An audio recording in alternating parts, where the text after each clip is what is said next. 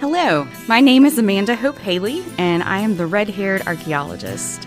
Thank you so much for spending some of your valuable time today getting to know me and previewing future episodes about ancient dirt and dusty finds and what they can teach us about the biblical world. Biblical archaeology is my passion, and as you listen to this podcast, I hope it will start to excite you too. I fell in love with biblical archaeology when I was an undergraduate student at Rhodes College. I was in a really small class with several of my close friends, and I ended up just loving every bit of it. For our final project for the class, I somehow convinced the teacher that I didn't need to write a paper, but instead I could make a model of the first temple, Solomon's temple. She let me get away with it, and it was wonderful. I got to play with gold paints and build things with my own hands. I loved working with my hands back then, and I still do. I guess in general, I love old things. Our house is over 100 years old, and nothing makes me happier than pulling a piece of wood off the wall, getting out my heat gun or some stripper or something like that, and attacking just layers and layers of layers in paint and seeing what just might be below it in the wood buried underneath. I share this house with my husband. His name is David, and we have a basset hound named Copper. He's about 4 years old. He acts about 45. He's ornery and lovable, and too much of our lives revolve around him. They both tend to get upset whenever I get into one of my restoration projects around the house.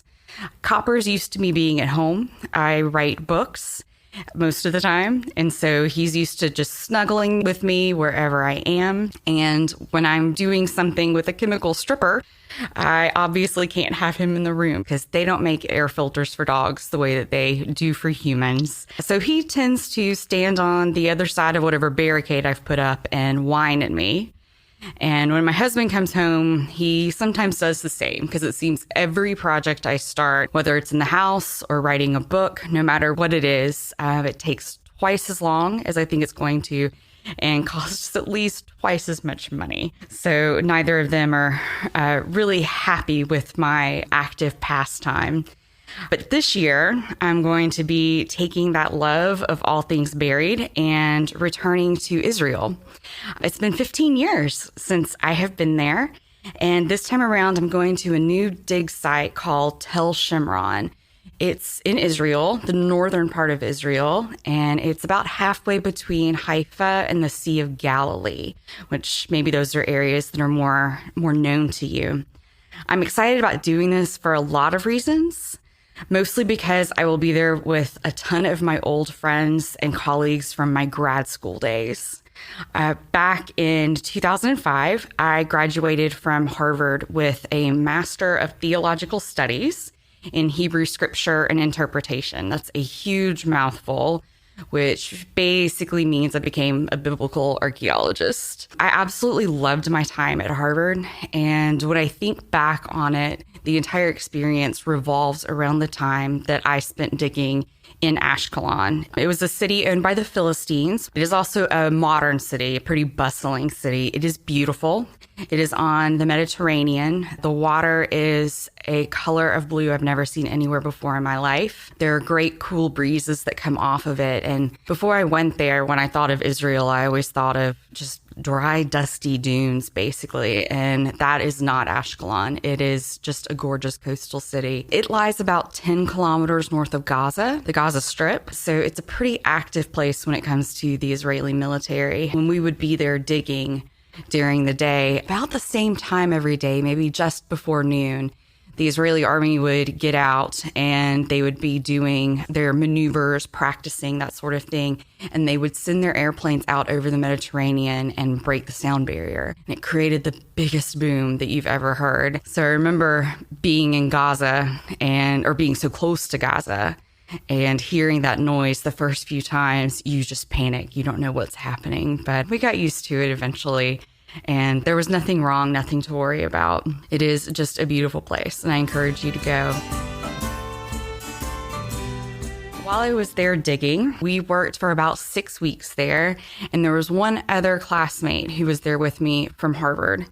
And he, I don't think, enjoyed digging quite as much as I did. We would laugh that at the end of the day, he looked perfect. He was pristine. He would wear these button-down, short-sleeved, like plaid shirts. And at the end of the day, they all still kind of seemed to have like an iron crease in them. And I don't even know where he was getting an iron because we were all washing our clothes out in the sink every evening. But I, on the other hand, was completely covered in dirt and would get back to the place where we were staying and just pour dirt out of my socks. I was a complete and filthy mess. And so the two of us decided that how much dirt you take back to your bedroom after the dig has to be directly proportional to how much you love digging. It just isn't for everyone. So when you get there, you have to be an early bird. The sun rises probably about 5 a.m. in Israel. And at the dig sites I've been involved with, we get up at 4. We have a quick breakfast wherever we are, and then we'll get our equipment and walk out to the sites, hopefully start digging about 5 o'clock in the morning. We'll work for a few hours, and then there's something called second breakfast. That is a thing. The hobbits aren't the only ones who get to do it.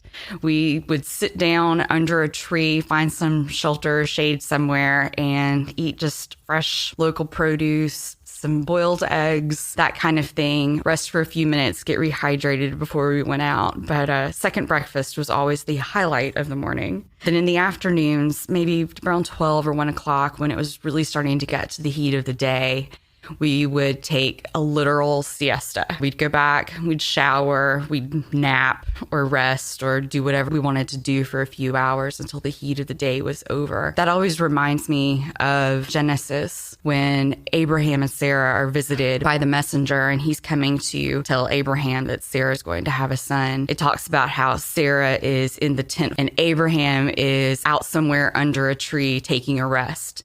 So I always imagined that was him on siesta. Sarah was alone in her tent. No cooking was happening because it was just too hot, and she was just resting and waiting. So every afternoon after we had naps around maybe 3 o'clock, we would go back out to the site and get all the pottery and artifacts that we had found during the day and wash them in big buckets of water with little brushes. It's not very glamorous. And then figure out which pieces told us something. And those would get tags and we would have to catalog them. And that was pretty tedious, although at least you got to be sitting down and your hands were in water. So it was cooler and you were talking with your friends. But the result is the next day when you go out and you're digging and you keep finding piece of pottery after piece of pottery after piece of pottery, what starts off is extremely exciting, very quickly becomes tedious because you realize every single one of those, you didn't just find it, you're going to have to clean it and you're going to have to do something with it. That's difficult. One thing I realized the first time I was out digging is that I'm incredibly detail oriented, and that's important. You have to have good eyes and you have to know what you're looking for. You have to see things in the dirt, recognize different shades, that sort of thing. And the other thing that's really important is that you be sunproof. God did not create me sunproof. I am a redhead. So that's where the red-haired part of the red-haired archaeologist comes in. I am so fair that my husband teases me that in the winter, my skin is so white it's blue because you can see the veins coming through. I turn pink if I'm out in the sun for a few minutes or if I just get hot. And sometimes just rolling out of bed in the morning is enough activity to get me going and I turn bright red and break a sweat. It doesn't take very much. When I was in Israel, I cannot imagine how many bottles of sunscreen that I went through. I was so careful to keep that on all the time. The last thing I wanted to do was burn and then continue to have to work 6 days a week out in the sun. So I was careful. I never burnt, but I did manage to freckle more than I have ever freckled before in my life. God simply did not design me to be out in the field, but he gave me an undeniable passion for it. I'm looking forward to going back.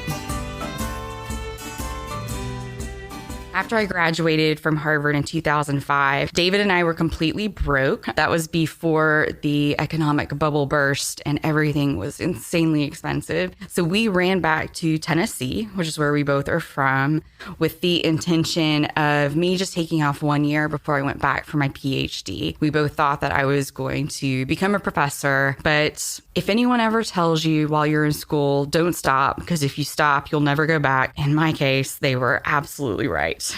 Life just kind of took over. After we'd been back in the Nashville area for a few months, I started working with Thomas Nelson, who at the time was the largest publisher of Bibles in the world. They started a new translation of the Bible called The Voice. They hired me on to do some editing and stuff, and then I was also a translator for some portions of the Old Testament. We thought I'd do it for about a year, but I ended up staying on for the entire project, and 1 year turned into 7.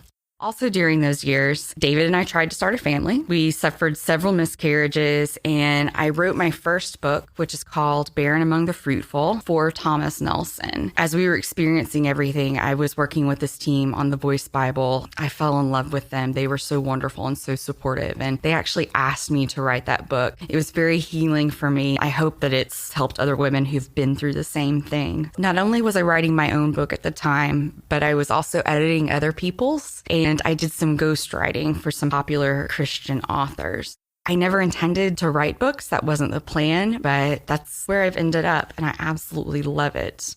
So at some point during those 7 years, I decided that writing was where I needed to be, and I gave up on the idea of getting my doctorate and ever even returning to Israel to dig. I think maybe our desire for children took over that passion that was in my heart. My husband and I were involved in a church that we absolutely loved. We led some life groups and made great friends, and we have 2 of the most beautiful godsons as a result of that time. So I'm thankful for those 7 years, even though kind of derailed my plans. After The Voice was over, David, my husband, who I like to say that he colors blueprints, he builds medical facilities, basically. The company that he worked with had him going out to the West Coast quite a bit. And we ended up moving to Denver. We spent tons and tons of time in hotels. It was very busy, very stressful time, but we loved it. And we actually thought that we were going to stay in Denver and live out there forever. But he ended up being found by a headhunter that brought us back to another city in Tennessee. It's called Chattanooga. It's the 4th largest one here.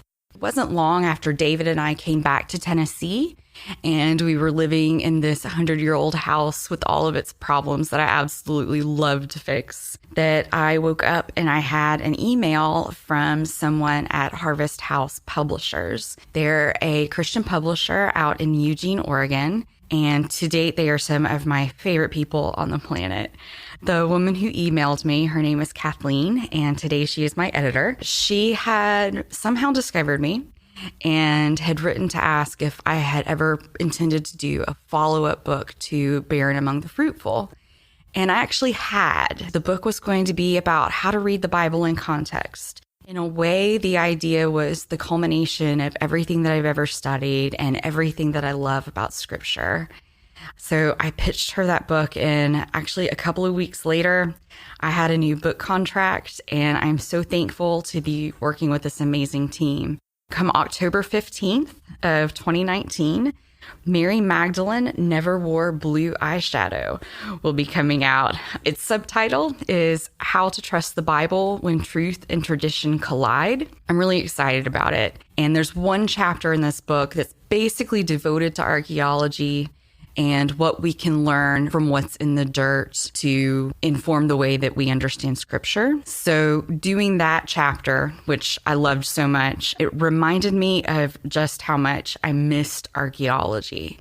It was something I honestly hadn't even thought about for a few years. And as luck would have it, the very day that I turned in my manuscript for Mary Magdalene, I heard from an old friend from the Voice Bible translation days. His name is David Capes, and he is now a dean at Wheaton. He, in his first year there, went over to Israel to visit what was then their new dig site, Tel Shomron.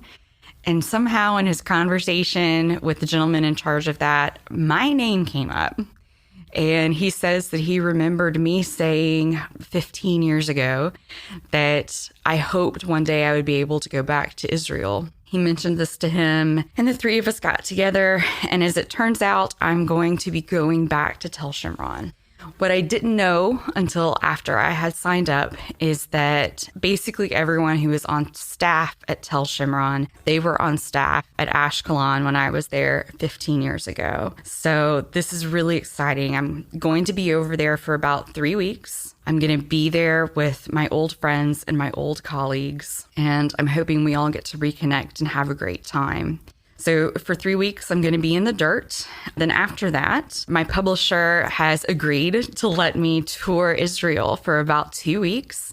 And I'm going to be working on my next book. That's going to be called The Red-Haired Archaeologist Digs Israel, which you may notice is similar to the title of this podcast. And it will come out in February of 2021. I'm really nervous about going out to Israel. I'm excited, but I'm nervous. I obviously haven't done this in a really long time. 15 years. I'm 15 years older. My knees are 15 years older.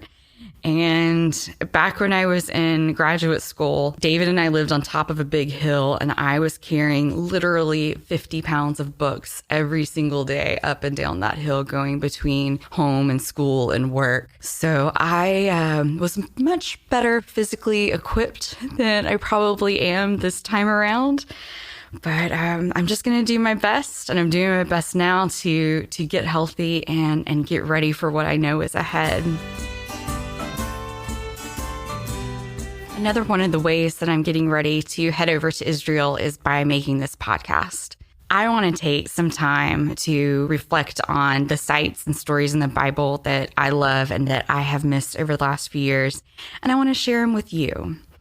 As the series progresses, I would love to interact with listeners and find out what sites and artifacts they might like to learn more about. We all have different interests, and I would love to be a person who could answer some questions for you. And this summer, I will actually be podcasting from Israel. So when the quality of the podcast changes in July or August, you will know why, because I'm not even sure how that's going to work yet, but I will be doing it from Shimron. That should be a whole lot of fun. If you enjoyed this episode of The Red-Haired Archaeologist, then I hope you will listen again soon. New episodes will be released each Friday. To learn more about me, check out my website, amandahopehaley.com. There you will find links to my books, this podcast, and my blog, where you can interact with me and other listeners. Also look for my next book, Mary Magdalene Never Wore Blue Eyeshadow: How to Trust the Bible When Truth and Tradition Collide. It comes out October 15th of 2019, and it can be pre-ordered for most book retailers now.